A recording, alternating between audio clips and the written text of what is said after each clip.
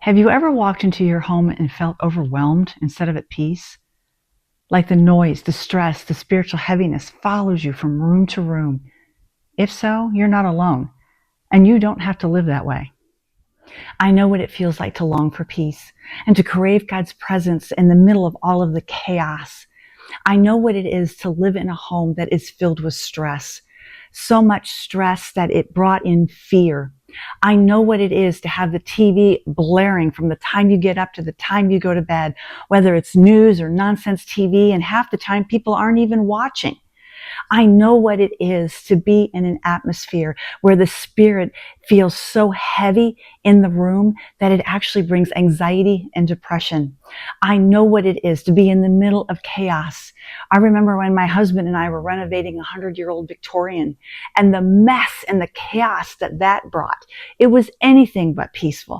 I know what it is to live in stress, tension, chaos, noise, everything that disrupts our peace.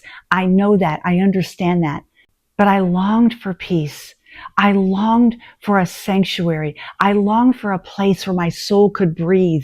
But I had no idea how to do that. I did not know how to change the atmosphere. I did not know how to invite God's presence.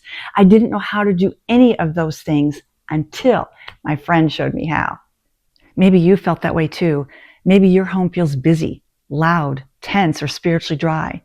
Maybe you're carrying heavy emotions, or maybe you're simply longing for a fresh start to slow down and simplify your life. As my friend helped me, I want to help you build a peaceful, Christ-centered home. Now, I'm not talking about a perfect home. I never said my home was perfect. I still have grandkids running around. My husband and I do watch television, but when we do, we're very intentional about what we watch. We're very careful about what we bring into the atmosphere of our home. I'm talking about helping you to create a home, a rhythm in your home that is peaceful for you, that allows your soul to breathe, that creates an atmosphere where you can remove the tension and the spiritual dryness of your home.